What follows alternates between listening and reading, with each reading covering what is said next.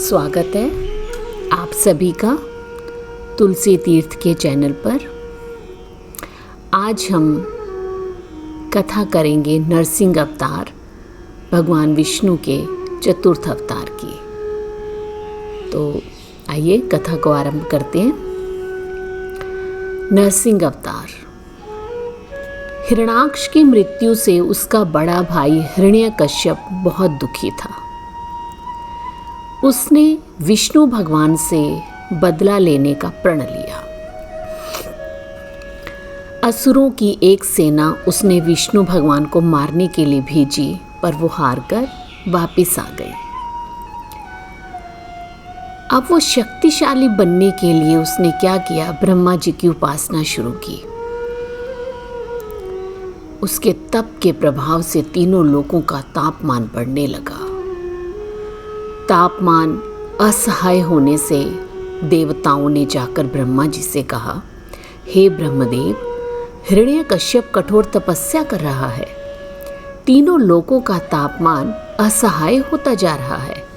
इसे रोकने की कोई उपाय कीजिए। ब्रह्मा जी हिरण्यकश्यप की तपस्या से द्रवित होकर प्रकट हुए। वर मांगने के लिए कहा। हिरण्यकश्यप ने नतमस्तक को हाथ जोड़कर नमन किया। कहा, हे प्रभु, मुझे अमर कर दे। यह सुनकर ब्रह्मा जी ने सोचा कि हिरण्याक्ष ने भी ऐसा ही वर मांगा था। फिर अपनी क्रूरता से चारों ओर आतंक फैलाया था। ब्रह्मा जी ने कहा, अमर तो मैं भी नहीं हूं। प्रकृति का नियम है, जो जन्म लेगा अवश्य ही मृत्यु को प्राप्त होगा। सो ऐसा वर तो मैं दे ही नहीं सकता। इसलिए हिरण्यकश्यप कोई दूसरा वर मांगो।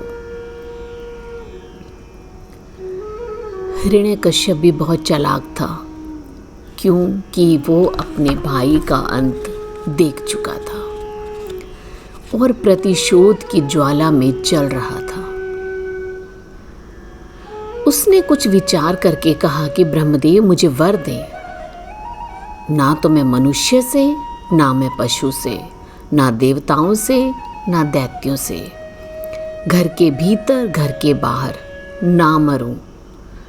ना दिन में ना रात में मृत्यु हो, ना अस्त्र से हो ना शस्त्र से मरूं, ना पृथ्वी ना आकाश में मौत हो।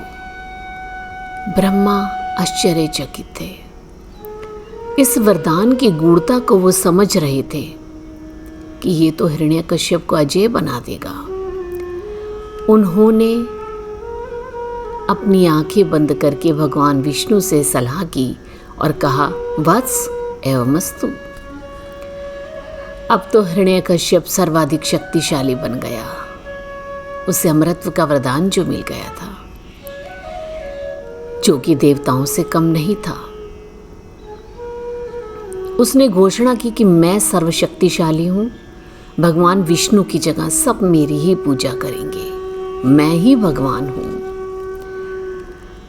एक बार अपने गुरु शुक्राचार्य को आदेश का पालन करते हुए हिरण्यकश्यप भगवान शिव को प्रसन्न करने के लिए तपस्या करने लगा। इंद्रदेव को पता चला।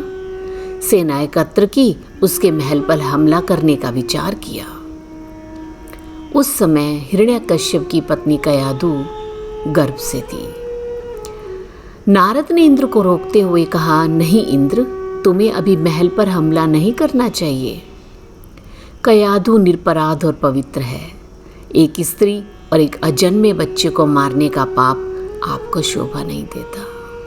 इंद्र रुक गया। नारद मुनि ने कयाधु से कहा, पुत्री, मेरे साथ चलो। इस महल में तुम सुरक्षित नहीं हो। मैं तुम्हारी और तुम्हारे बच्चे की रक्षा करूंगा। कयाधु नारद जी की छत्र छाया में चली गई। बच्चे का समय पर जन्म हुआ। नारद जी ने पूरा ख्याल रखा।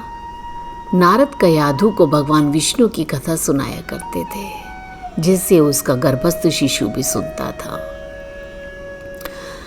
प्रहलाद जी सही समय पर जन्म हो गया।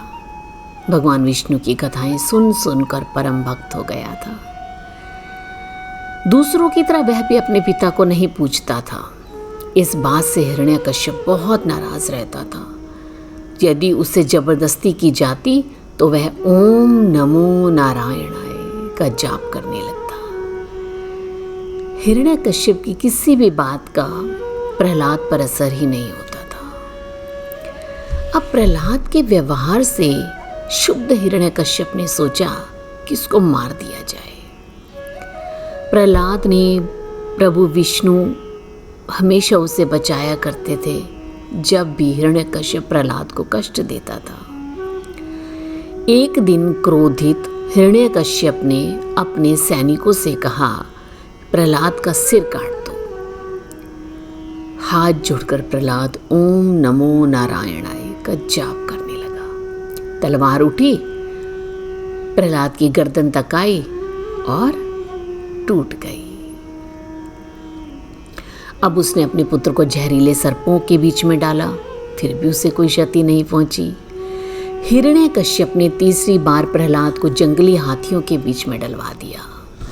प्रहलाद ओम नमो नारायणाय का जाप करता हुआ चमत्कार हुआ। जंगली हाथी नतमस्तक होकर प्रहलाद के चरणों में बैठ गए। अब हिरण्यकश्यप आग बबूला हो उठा। क्यों? क्योंकि उसका हर प्रयास विफल होता नजर आ रहा था। अब सैनिकों से कहा कि इसे ऊंचे पर्वत पर ले जाओ और इसे नीचे गिरा दो। मैं देखता हूं विष्णु कैसे इसे बचाते हैं। अब की बार भी वही हुआ। प्रहलाद को धक्का दिया, साक्षात विष्णु ने आकर उसे बचा लिया। अब हिरण्यकश्यप को एक नई युक्ति सोचने को मजबूर हुआ। अब उसने अपनी बहन का आसरा लिया। कहा, मैं प्रहलाद और उसकी विष्णु भक्ति से परेशान हूं होलिका, तुम इसका अंत करो। तुम्हें वरदान दिया अग्निदेव ने कि तुम आग से जल नहीं सकती, लेकिन अग्निदेव ने ये शर्त भी दी थी होलिका को कि वह इसका अच्छे कार्य के लिए प्रयोग करेगी। होलिका ने कहा, भैया मैं कुछ समझी नहीं, क्या कहना चाहते हैं आप? हिरण्यकश्यप ने कहा, होलिका तुम चिता पर प्रहलाद को लेकर बैठोगी, वरदान के अनुसार तुम बच जाओगी, प्रहलाद जलकर राख हो जाएगा। होलिका ने सादर अपने भाई की बात मान ली। प्रहलाद की मां ये सुनकर अति द्विग्न उठी। कोई मार्ग ना देखा अग्निदेव से ही प्रार्थना की गई, अग्निदेव मेरे पुत्र की रक्षा कीजिएगा, उसका कोई बाल बांका ही ना कर सके। माँ तो माँ ही होती है। चिता सजी, होलिका प्रहलाद को गोद में लेकर बैठ गई। चिता के जलते ही गर्मी और ताप के कारण होलिका तो जल उठी, लेकिन प्रहलाद ओम नमो नारायणों का जाप करता रहा। होलिका जलकर भस्म हो गई। अपनी बहन को जलता देख हिरण्यकश्यप अपना आपा खो बैठा। प्रहलाद को खींच के क्रोध से कहा, हे नन्हे दैत्य, तुम विष्णु का नाम जाप क्यों करते हो? मैं प्रत्यक्ष यहाँ प्रस्तुत हूँ, फिर भी तुम्हें नहीं दिखता। पर तुम्हारा विष्णु कहाँ है? कहाँ छिपा बैठा है? मेरे सामने लेके आओ, तभी मैं मानूंगा। शांति से मुस्कुराते हुए प्रहलाद ने कहा, पूज्य पिताजी, भगवान विष्णु तो यहाँ वहाँ सभी जगह पर हैं, सृष्टि के कण कण में विराजमान है। आप उन्हें देखने का प्रयास ही नहीं करते हो, क्योंकि आपको तो स्वयं ही लगता है कि आप भगवान हैं। हिरण्यकश्यप ने कहा, अच्छा अगर इसी खंबे में है तो प्रहलाद, क्या तुम्हें लगता है कि भगवान विष्णु इस खंबे में है? उन्होंने कहा, हाँ बिल्कुल इस खंबे में है। हिरण्यकश्यप ने अपनी गदा उठाई और खंबे पर जोर से प्रहार किया। खंबा टूट गया। खंबे के टूटते ही एक जोर से गर्जना हुई, चारों ओर धुआं फैल गया। शेर का सिर और मानव शरीरधारी एक आकृति प्रकट हुई। वरन वह कोई नहीं, भगवान नरसिंह का अवतार थे। इस विशाल आकृति को देखकर हिरण्यकश्यप दंग रह गया।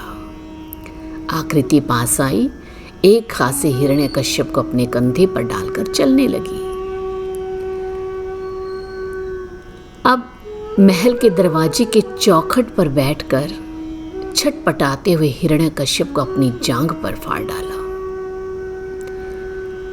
अपनी जांघ पर डालकर अपने लंबे नाखूनों से उसकी पेट को आकृति ने फाड़ डाला। नरसिंह ना मानव थे ना पशु थे। उस दिन ना दिन था ना रात, गोधूली की बेला, और ना ही हिरण्यकश्यप धरती पर था ना ही आकाश में। वह तो जांघ पर था। ना ही वह अस्त्र से मरा ना वो शस्त्र से मरा। उसकी मौत तो नाखूनों से हुई। प्रहलाद की आंखों में आंसू। उसने हाथ जोड़कर मुस्कुराते हुए ओम नमो नारायणाय का जाप करते हुए भगवान विष्णु के अवतार के सामने अपना शीश झुकाया। नरसिंह देव ने प्रहलाद को दीर्घायु और न्यायपरायणता का आशीर्वाद दिया। देवतागण नरसिंह देव को शांत करने के लिए धरती पर आ गए। बाद में प्रहलाद ने वर्षों तक न्यायपरायणता से शासन किया। तो ये कथा थी नरसिंह अवतार, भगवान विष्णु के चतुर्थ अवतार की कथा। जिस प्रकार से भगवान विष्णु ने प्रहलाद की हर पल हर पग पर रक्षा की, मेरी प्रार्थना की भगवान विष्णु सदैव आप सभी की भी रक्षा करें। अगले भगवान विष्णु के पंचम अवतार वामन अवतार की कथा का हम श्रवण करेंगे। तब तक के लिए आप सभी का बहुत बहुत शुक्रिया। तुलसी तीर्थ के साथ जुड़ने का बहुत बहुत धन्यवाद आप सभी का। मिलते हैं अगली कथा में वामन अवतार की कथा। धन्यवाद।